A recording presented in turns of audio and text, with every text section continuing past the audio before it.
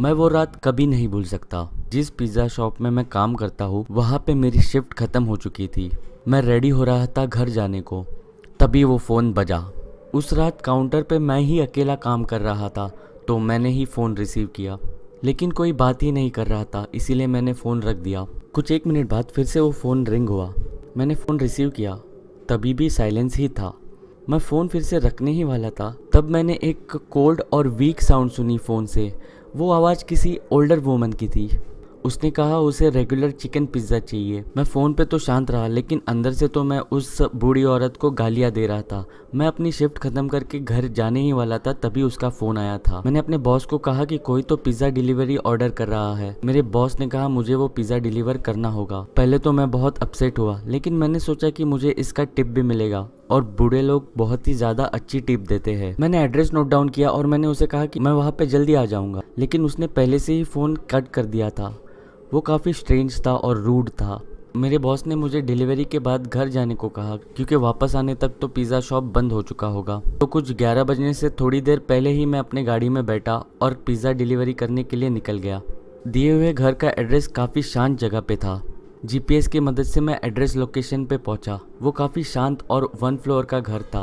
मैंने पिज़्ज़ा उठाया और घर की तरफ चल पड़ा। वो घर की सभी लाइटें बंद थी। मैंने बेल रिंग की, इसी होप में कि दिया हुआ एड्रेस गलत ना हो, लेकिन रिंग को किसी ने आंसर नहीं किया। मैंने फिर से डोर बेल रिंग की, लेकिन अभी भी किसी ने आंसर नहीं दिया था।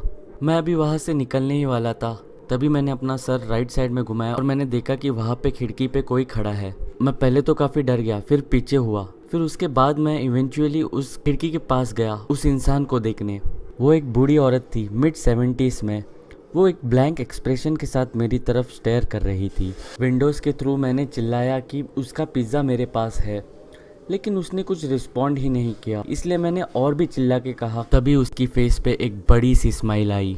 वो स्माइल कोई जेन्युइन स्माइल नहीं थी, वो काफ़ी क्रीपी और डरावनी स्माइल थी। मुझे आज भी उसकी स्माइल और वो एक्सप्रेशंस याद है। मैंने डिसाइड किया कि मुझे वहाँ से निकल जाना चाहिए, तो मैं वहाँ से निकल गया और अपने कार में जाके बैठा। पिज़्ज़ा को मैंने पैसेंजर सीट पे रखा। मुझे लगा कि मुझे ये सब अपने बॉस को इन्फॉर्म करना चाहिए। मैंने मेरे बॉस को टेक्स्ट किया और मैंने कार चालू कर दी। बस एक बार मैंने राइट साइड में अपनी नज़र डाली। मैंने देखा कि वो औरत पैसेंजर सीट के विंडो में मुझे अभी भी देख रही है, वही सेम स्माइल और एक्सप्रेशन के साथ मुझे स्टेयर किए जा रही है। ये देखते ही मैंने वहाँ से अपनी कार बड़ी तेज़ी से भगाई और मैंने पीछे मुड़ के भी नहीं देखा। इसके बाद मेरे बॉस ने मुझे कभी लेट नाइट डिलीवरी